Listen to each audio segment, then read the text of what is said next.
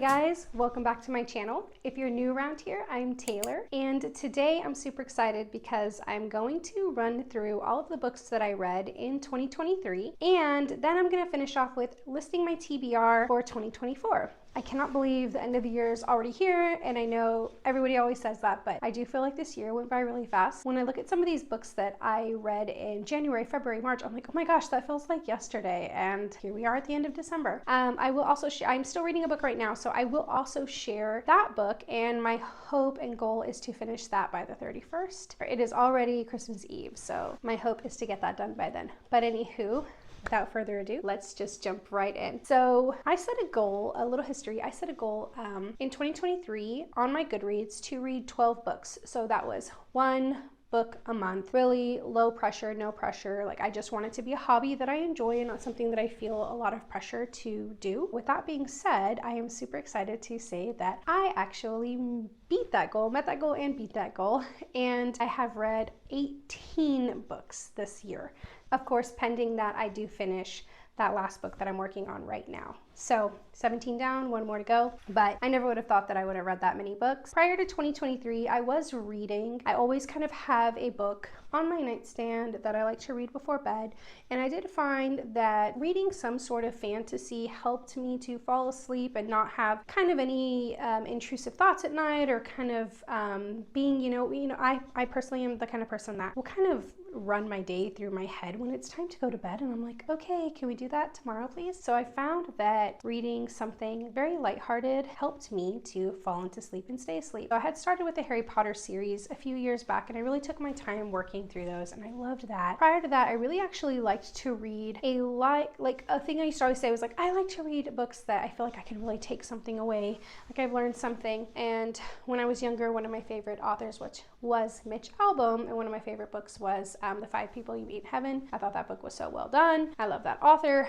But like I said, as the years have gone by, I've just kind of tried to diversify what I'm reading and to give other things a try. So 2023, I was like, you know what? Actually, end of 2022, I was like, you know what? I'm going to hop in on Reese Witherspoon's book club. If you don't know about it, check her out on Instagram. Check the book club out on Instagram. It's really, really fun. And they post, I believe, at least like 2 or 3 books a month, but they have like a primary monthly book that they post. And everybody goes on, and if you download the app, and there's like forums, and you can go and chat on there about them, so it's really cool. And I read some really good ones at the end of 2022 that I think are worth mentioning. Where the Crawdads Sing was phenomenal. I love that book, hands down. Still one of the best books that I've ever read. Blew my mind, and the ending especially, I was just like, oh my god, my mind is blown. It was so good. I also read a book by Gillian McAllister called Wrong Place, Wrong Time, and that one was just incredible as well. I really, really like her. So I picked up another one of her books, and that's going to be on my TBR for 2024. And I also read The Last Thing He Told Me. There is now a series on Apple TV, I believe, and we are waiting for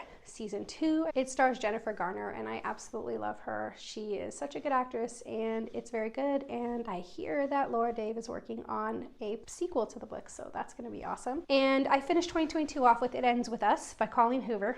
That one was amazing. Loved it, which led me to start 2023 off with It Starts With Us. So that is also by Colleen Hoover. I absolutely love this book. I'm not going to give too much away if you haven't read these books. This is a romance. It Ends With Us and It Starts With Us tracks a young female named Lily, and it is a, I would definitely say like trigger warning with It Ends With Us. There is some, I don't really know how much I want to give away, but there is some things in there that caught me off guard and that were kind of difficult for me to process as a reader. So I did take that one kind of slow at the end of last year, but this one is just nothing but absolute happiness and the ending that Lily deserves. They are also working on a film for It Ends With Us, and starring Blake Lively, and I love Blake Lively. She's definitely my woman crush, so I'm so excited to see that. And this one was like, I honestly feel like if you're going to read It Ends With Us, you absolutely need to read It Starts With Us after, so that you can have that main character closure. It's just necessary. And honestly, while I love It Ends With Us,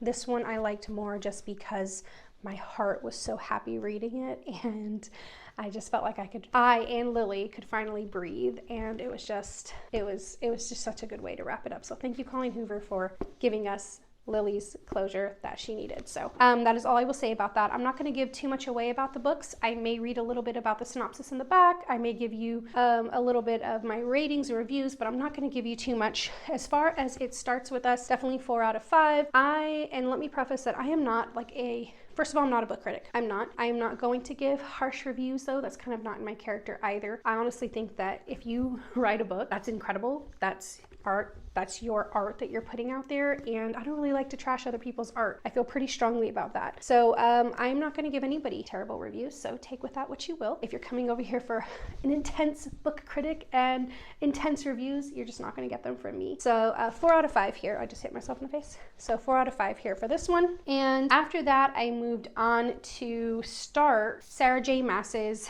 ACOTAR series, which stands for A Court of Thorns and Roses. That is this book here. Not too long. This story is fantasy, so very different from Colleen Hoover. This is a fantasy, and it tracks Feyre, a young human girl who finds herself, this might be one that I'm going to read the back just because I feel like it will just kind of give you, the story without giving away too much. So when 19-year-old huntress Feyre kills a wolf in the woods, a terrifying creature arrives to demand retribution. Dragged to a treacherous magical land she knows about only from legends, Feyre discovers that her captor is not truly a beast, but one of the lethal immortal fairies who once ruled her world. At least he's not a beast all the time. As she adapts to her new home, her feelings for the fairy Tamlin transform from icy hostility into a fiery passion that burns through every lie she's been told about the beautiful, dangerous world of the Fae. But something is not right in the fairyland. An ancient, wicked shadow is growing, and Feyre must find a way to stop it or doom Tamlin and his world forever. This book I could not put down. And again, this is kind of my first time dabbling into fantasy outside of Harry Potter. I'm a huge Harry Potter fan, like that world I could just live in forever and ever. So I was like, oh my gosh, okay, I'm gonna pick up another series. Currently, there are 5 books in the series, and I have heard that she's writing more, but I don't know. But anywho, I couldn't put it down. It was so good. I loved it so much. I actually gave this one 5 stars. I was just like, this is Beauty and the Beast meets Vampire Diaries to me. Like, that is how I would describe it. That's all I'm gonna say about that. I really kind of took these at my own pace. I was like, you know what, I'm going to read these before bed and just kind of take my time. So really went through the first one, could not wait, had to pick up the second one. This is A Court of Mist and Fury. This is the best one in the series currently, in my opinion, and in many other people's opinion. This is where I would say, so this is like spicy Beauty and the Beast, and this is like Vampire Diaries coming up in here. So y'all, so good. I'm not going to give you any details. Again, if you're interested, to me, totally worth it. 5 stars. This every female needs this, to read this, honestly. And then from there, I actually took a little bit of a break. I went back to Colleen Hoover. You're going to find that she's really kind of an author I consistently go back to because I love her work. I am convinced this woman cannot write a bad book. Prior to Colleen Hoover, I never would have said, oh yeah, I like to read romance. Nope, wasn't my thing at all. Was really into, like I had said before, kind of books that I felt like I could take something from personally, or like a lesson or learning something. I also really liked self-development books, things like that. Romance all the way now. This is Ugly Love by Colleen Hoover. This remains to this day my favorite book by her, and you'll see that I read quite a few. I still have quite a few more to go, but this is, in my opinion, her best book. Her top books are It Ends With Us and Verity. Very good books. This one's the best in my opinion. If you have not read it, do not walk to pick it up from your local bookstore. This one follows a main character named Tate Collins. I'm going to read the back of this one again just because I feel like I don't want to give you too much, but she meets a tormented and secretive Miles Archer. They wouldn't even go so far as to consider themselves friends. The only thing Tate and Miles have in common is a mutual physical attraction that can't be denied. Once their desires are out in the open, they realize they might have stumbled on the perfect no-strings arrangement. He isn't looking for love, and she doesn't have time for it. So that leaves just the sex. What they've got could be surprisingly satisfying as long as Tate can stick to 2 rules Miles has for her. Never ask about the past, don't expect a future. They think they can handle it, but everything is different when real emotions start to change the equation. Honestly, wasn't expecting it. So good. You're not sure how you feel about Miles the entire time, or not the entire time, but for a good majority of it, and it really just comes together so beautifully. I ugly cried in the best way. This is so good. After Ugly Love, 5 stars, obviously. After Ugly Love, I picked up another Colleen Hoover, November 9th. Also very good. In my top for Colleen Hoover. In my top 5, I would say, you know, that's so hard actually. I haven't really thought about that. But anywho, so good. This one tracks a character named Fallon. She meets a young man named Ben, and basically they have this, like, they're strangers, and then they have this like incredible day together. And every year the book runs at a nice pace because it just tracks November 9th every year, and it's just tracking that day. So it's a very fast read, and it really keeps you locked in because you're like, I need to know what happens next year, literally. So this will keep you locked in. Love this one. 5 stars. Again, I am gracious with my stars because I think that, first of all, authors deserve that, but second of all, she definitely deserves it. This woman can't, like I said, cannot write anything bad. I then picked up her other most popular book, Verity. This one is a thriller. It is classified as a thriller. It has a twist. It is a lot of people's favorite Colleen Hoover. It is not mine. I do think, like I said, some of her other books they just were better to me. It's a good book, of course. Like I said, she can't write anything bad. It's a very good book. It tracks a young girl named Loan Ashley. She is a struggling writer on the brink of financial ruin when she accepts a job offer of a lifetime from a gentleman named Jeremy Crawford. So Jeremy Crawford is married to a famous author, and basically his wife is incapacitated. You don't really know what happened, but her and this Jeremy character kind of have this weird connection. She's trying to understand it. Well, he offers her a job to basically come and finish off the series that his wife was working on before she became incapacitated. And that's kind of the story, and it has some unexpected things in it. Worth the read, absolutely. For me, not 5 stars. I'd give it 4. Very good book, very good twist, good thriller, good like intro thriller, nothing too crazy. But yeah, very good. After that, I had started in 2022, We Were Never Here. This is a book by Andrea Bartz. I had to put it down because it was actually giving me anxiety. So I was like, I'm gonna come back to that when it feels right. Picked it back up, finished it in literally, I think like 2 sittings. I had just picked it up at the right time to finish it, honestly. And y'all, unexpected, incredible. This was part of Reese's book club, and a lot of these are not the Colleen Hoovers, because Reese is really trying to get out other female authors and, you know, help get their books out there. And Colleen Hoover really just doesn't need that sort of support. She is already TikTok famous. So this really got me. In the end, I was like, I honestly was kind of like, you know what, let me just get through this book. I need to finish it. I'm so glad that I did. So worth the read. Again, a thriller. This tracks 2 best friends who every single time they go on a trip internationally, somebody dies that they've been around. There's some good stuff in here. So this is a good book, not long at all, truly an easy read. I gave this one 4 out of 5. Very good. After that, I picked up a whodunit. I had been wanting to pick up a whodunit, if I can find it. There it is. I had been wanting to pick up a whodunit, and I started with The Club. This is another Reese Witherspoon book club pick by Ellery Royd. This is actually a pseudonym for a married couple based out of London. They write the books together, and they call themselves Ellery Lloyd. So anywho, this one's really good. The Home Group is a glamorous collection of exclusive celebrity member clubs dotted across the globe. The most spectacular of all is Island Home, a closely guarded, ultra-luxurious resort just off the English coast. And its 3-day launch party is easily the most coveted A-list invite of the decade. But behind the scenes, tension are at a breaking point. The ambitious and expensive project has pushed the Home Group's CEO and his long-suffering team to their absolute limits. All of them have something to hide, and that's before the beautiful people with their own ugly secrets even set foot on the island. As tempers fray and behavior worsens, as things get more sinister by the hour and the bodies pile up, some of Island Home members will begin to wish they'd never been invited. Because at this club, if your name is on the list, you're not getting out. So when I read some of the back of these, like even Colleen Hoover books, I'm kind of like, so I really just trust other people's opinions. If they're like, it's good, you know, I'm like, it must be good. And honestly, good. The pace of it in the beginning for me was a little bit like, okay. And then I was kind of confused. Again, it was my first whodunit. If you don't know, whodunits go from character perspective to character perspective. So in this case, there are, let me see if she says it at the beginning. Okay, so in this case, you've got quite a few characters. You have 5 people on the staff, 6 members of the club, and 3 other people.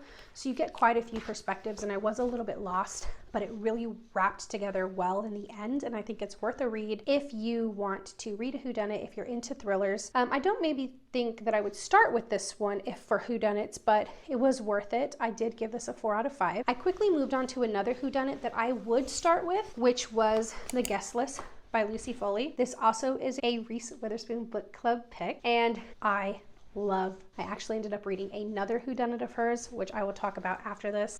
Incredible, so good.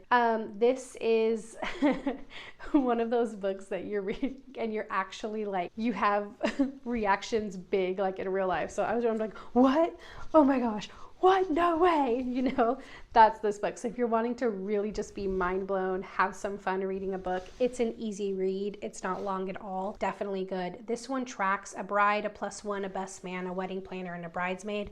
They all have a secret, all have a motive, but only one is a murderer. Best twist. So good. Stick with it. I have a friend that started it and was kind of like bailed on it. Stick with it. It's good. I'm telling you, I know the whodunits can be a little bit overwhelming when you're first being introduced to the characters, but they come together beautifully, I promise. After that, so 5 stars. 5 stars. After that, I went back to a Sarah J. Maas and I picked up A Court of Wings and Ruin. This one was the hardest for me to get through. I would compare this to the Goblet of Fire in the Harry Potter series. Sarah J. Maas, her style is she's very wordy and very descriptive, which I can appreciate. She is building a world for you. Like if you're gonna write Harry Potter or Lord of the Rings, like you need to build that world, right? Well, she really builds it. She's really detailed. She's detailed with character descriptions. Everything, she sets the scene for you very detailed. And for me, sometimes that can be a lot, especially when I'm kind of reading books like this that are 300 pages, very boom, boom, boom, catch you from that first chapter, you're hooked, you know? So these move at a different pace. That's why I just really started to take them at my own pace. And this one took me a while to read. I actually ended up buying the Audible as well and listening to the Audible whenever I was cleaning and doing other things, and then coming back and finish and reading when I was sitting down, and you know, so I ended up kind of needing to call in that reinforcement, but it was good. I'll give it a 4 out of 5. I am invested in Feyre's story. So, you know, once you're invested, I think, you know, that's just it. You're going to keep on going, right? So if you're into ACOTAR, you get to the 3rd one, keep going. So it gets better, so everybody says. After that, I read a book that my cousin recommended to me, actually. And this is also a Reese Witherspoon book club pick. That doesn't say it on my book, but it is. This is called Everything That I Never Told You by Celeste Ng. She is an incredible author. If you have not seen, Reese has also brought some of her books to life on HBO, such as Little Fires Everywhere. Very, very good show. If you want to watch that, or, you know, read it first and then watch it. I love reading things knowing that there's a show out there or a movie that I can go watch. So it's kind of like, that's what I loved about Where the Crawdads Sing, because I literally finished it and Reese had made the film and it was literally like coming out as I finished the book. So that was awesome. But anyway, this book, very emotional, very sad. The little girl is dead. Okay. So it follows a Chinese American family living in the 1970s. They're living in Ohio, and it's following this family dynamic, and you're getting different people's stories in the family, and that's just a close-knit family, like mom, dad, sister, but her mom, dad, brother, I believe. Is there a little sister too? I think so. I can't recall now, but definitely mom, dad, brother. But anyway, she is dead, and basically, you know, they find her body. It's very tragic, and they're trying to figure out how this happened, who did it, but also while that's happening, the family's dynamic is unraveling, and it's very good. Again, sad, very sad, but very good. Celeste Ng is definitely one of those authors that's going to grip you with these very real problems. So, you know, take with that what you will. I don't think that this is just like a casual read. It's something I think you should kind of prep yourself for, but I gave this a 4 as well. I think she's an incredible author, and the story, Lydia's story, was very, very good in here. After that, I did read The Silent Patient. I do not have that book with me. I loaned it to my mom, and she currently has COVID, so I'm not getting that back right now. But The Silent Patient is by Alex, let me see, I'm gonna butcher this. Yeah, I'm not even gonna go there. But anywho, The Silent Patient is a super popular book. Everybody was reading it this year. You may have already heard of it because of that. I did give that one a 4 out of 5. I'm not gonna go too much into it. Obviously, I don't even have the back to read to you right now, but this tracks a psychologist who is very interested in the story of this female who murdered her husband, and she never spoke about it. She never spoke again. They don't know why or what happened. And he is so interested in it that he wants to get a job, and he does successfully get a job at the institution where she is now at. And he wants to treat her and hopefully discover what happened. Well, there's a lot of twists, a lot of unexpected things that you discover, and it's kind of this like mind fuck thing. So very good. The only reason I didn't give it out 5 out of 5 is because truly, like, it left me a little bit in the end. I want to compare it to something, but I think that will give away too much. It left me a little bit in the end just kind of like, huh? And maybe that's just me, like, I don't know, but it was good. I had to really kind of sit there and think about it afterward. Worth the read, absolutely. Good thriller, good twist, very unexpected, and it will definitely have your jaw drop. So very, very good. After that, I did read A Court of Frost and Starlight by Sarah J. Maas. This is a novella. This is the 4th book in the series right now. Very, very light, very good read.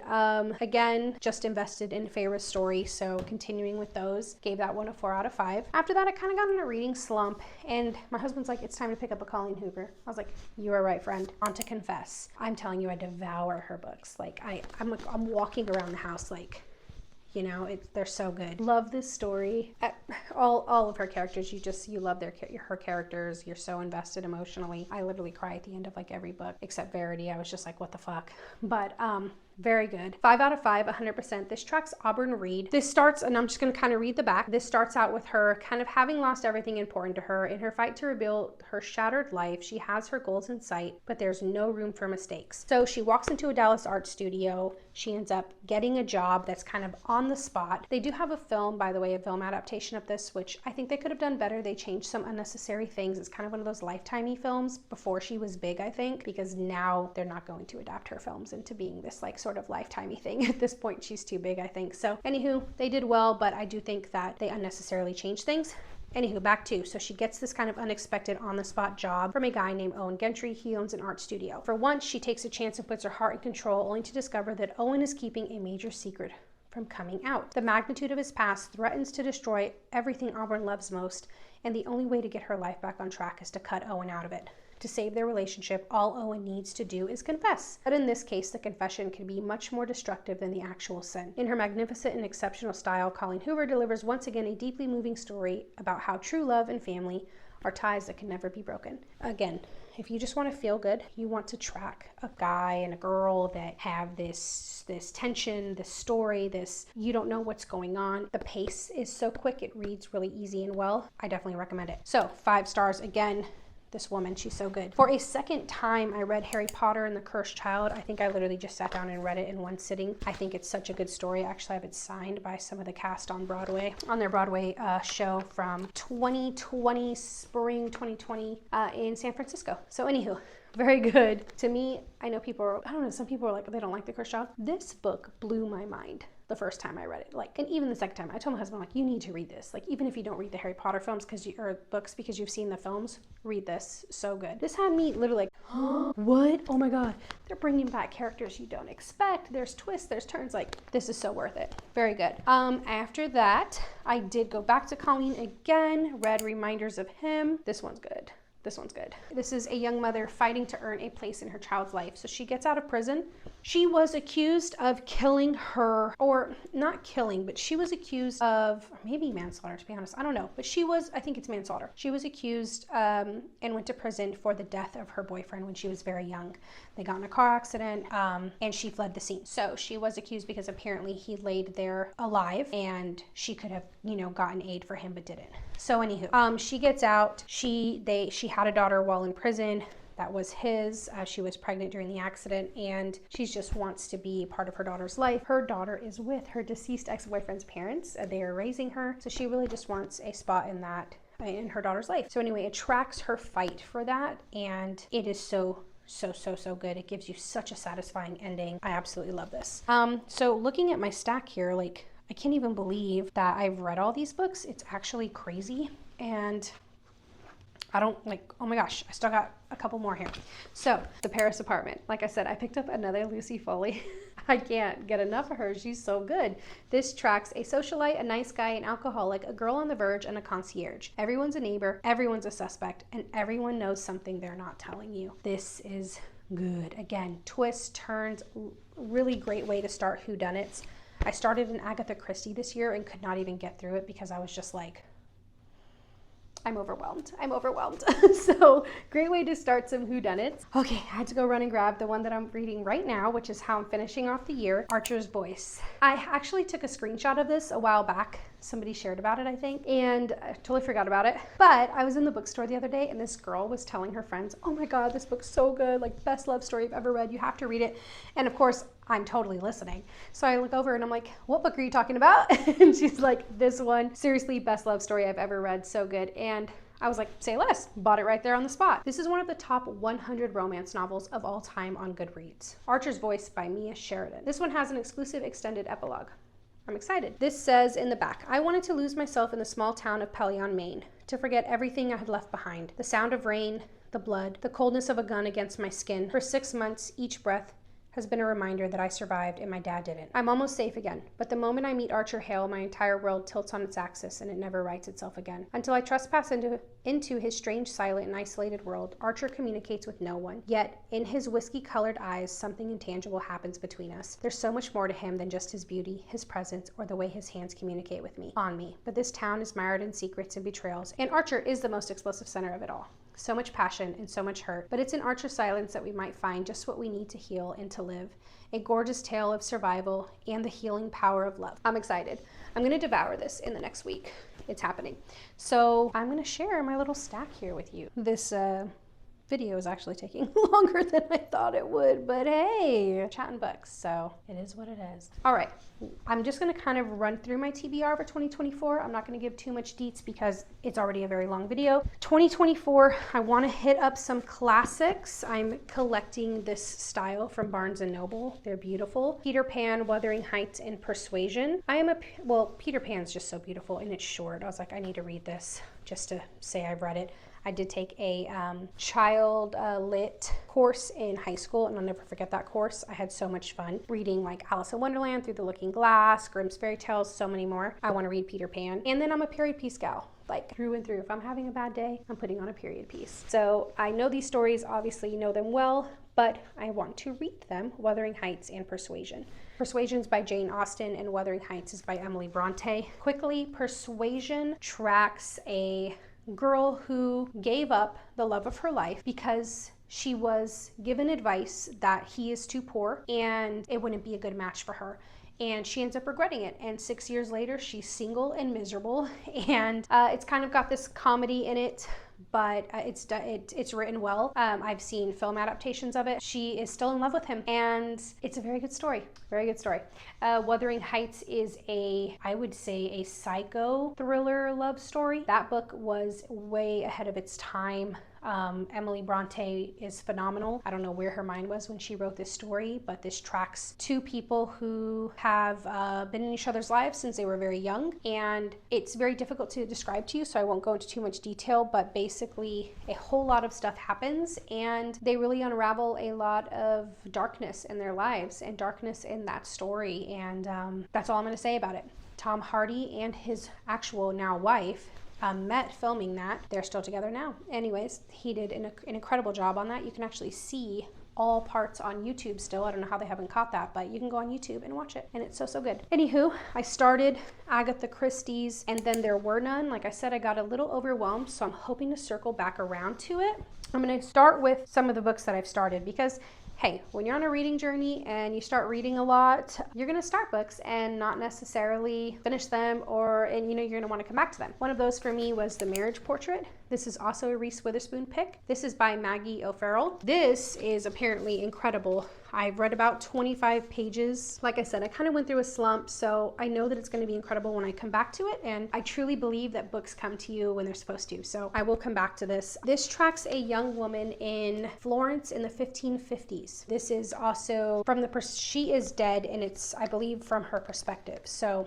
everyone rages about this. It's supposed to be super, super good. I started All Good People Here by Ashley Flowers, and it's It's good. It's not that I'm not into it. Again, I think I got, where am I? 40 pages in right now. I just, you know, put it down and ended up picking up, I think, like a Colleen Hoover or something. But this is a murder mystery. It's already reading well, 40 pages in, so it's just kind of a matter of me finishing it. Everybody really likes this one, and the price of this book never goes down. It's like forever $28 at Barnes & Noble, so there must be a reason, right? I also started Starling House. This is by Alex E. Harrow. This one is very good. I was reading this before I picked up Archer's Voice. The pages are just so long, and I feel like I'm reading and reading and reading and not getting very far. 37 pages in here. Story's very good. It's already giving me these kind of Alice in Wonderland vibes. I am excited to finish it. It's a beautiful book, by the way, too, and let me even show you the inside. Oh my goodness. And the cover. So cool. So this actually tracks Opal, a young girl who is very fascinated by this house, the Starling House. There was a famous author who lived there. The family kind of disappeared. There's kind of this murder mystery surrounding it. Okay, so my camera died sometime later. Anyway, let's finish this up. Like, it's giving me Alice in Wonderland vibes. That's where I left off. She's really interested in the house, and something is drawing her to that house, and one of the tenants there offers her a job. So that's kind of where I'm at right now. She's about to go into the house. It has really good reviews. People really love it, so I'm excited to finish this one up. I also need to wrap up the books that she's written so far, at least for the series. This is A Court of Silver Flames by Sarah J. Maas. This is going to be the 5th book, so I'm excited to finish it. It's a big one, so I'm going to take my time with this one, probably have it on my nightstand and just be something I read a little bit before bed. Usually once I really get into it, then I kind of like, I'll knock out like 100 something pages and then I'll put it down, come back to it sometime later. So I just kind of take those at my own pace. Other ones I have, I've got some romance on my TBR. Show you. So of course, a Colleen Hoover, Layla. This is also supposed to be a thriller, I believe. I also would like to read Heartbones. I'm hoping I get that for Christmas from my husband. So Heartbones in this one, and I'm sure I'm going to pick up other Colleen Hoovers because look how many I read this year. And like I said, like if I'm in a reading slump, I'm going to read a Colleen Hoover and I'm going to be back at it. Emily Henry is an author that has been recommended to me and an author that it seems a lot of people love for romance. This one's called Book Lovers, super popular. I'm excited to kind of see what her books are about. I also picked up another one of hers, People We Meet on Vacation. They're pretty good length, you know, I think between like 300 and 400 pages. They're supposed to be pretty easy reads, but I'm excited to see kind of what her writing style is like and if there's another romance author that I just fall in love with like Colleen Hoover. I also picked up The Love Hypothesis. This author was recommended to me as well. This is Ali Hazelwood. Last, I saw this movie on Netflix and it really surprised me. It was super, super good. Just a very cute movie. So I was like, I need the book. Happiness for Beginners by Catherine Center. If you haven't watched it on Netflix, go watch it. So cute. It's just a heartfelt film. I like that. I like a good story with a happy ending. That's the kind of person I am. So I'm excited to just kind of read that. And I also have Divine Rivals. This is a Christmas gift that I opened up early a couple days ago from my husband. So I'm excited to read this one, kind of keep on with some of the fantasies. I believe this one is Enemies to Lovers, so we'll see. I picked up another Jillian McAllister, Just Another Missing Person. I really enjoyed Wrong Place, Wrong Time. I'm excited to read this book, and I believe this is her second book she's ever written. Don't quote me on that, I could be wrong, but anywho, I am excited for that one. And then this one I actually picked up in 2022 when I kind of first started reading, and then I never got to it. I didn't get to it this year either. The Sanatorium. This is a Reese Witherspoon book club pick from 2021. I think. I could be wrong. 2021 or 2022. But anywho, I'm going to get to this year. So lots of hardbacks. As you can see, some big ones. I have, let's see, I will be wrapping up this year with 18. And my goal is still going to be around that. I'm thinking probably 20 books. I'm not going to go too much higher than that. Or I might have a goal of 15. And then if I hit 20, great. So far here with Heartbones, anticipating that I'll get that too. That's 4. Well, that's 17 books that I have here on my TBR. And then of course, I'm sure there's going to be others that I pick up. I have my kind of eye on this one everyone's reading right now, and it just left my head. Oh, The Fourth Wing. I have my eye on that. Although I have a friend that just finished the second book and she just feels like she's left on a cliffhanger. So I'm like, do I want to pick it up right now, or do I kind of want to wait until all the books are out and then I can just have the story and I'll have to wait, because I just think that that's torture. So we'll see. I'm trying to think of course, like I said, other Colleen Hoovers. I have some pictures in my phone of like random books that I take screenshots of. I think that's pretty much it. So this video was longer than I anticipated. This is my first time doing this sort of video. If you enjoyed it, please give it a big thumbs up. And if you are not already subscribed to this little corner of YouTube, please feel free to subscribe and comment down below. Have you read any of the books that I read this year, or any of the books that I have on my TBR for 2024? Or do you have any other recommendations that I should add to my TBR? I'm excited to get into these books. If you want to hear more about them, just let me know down in the comments. Other than that, I plan on doing a wrap up again at the end of next year. So thanks so much for being here today, guys, and I'll see you in the next one. Bye.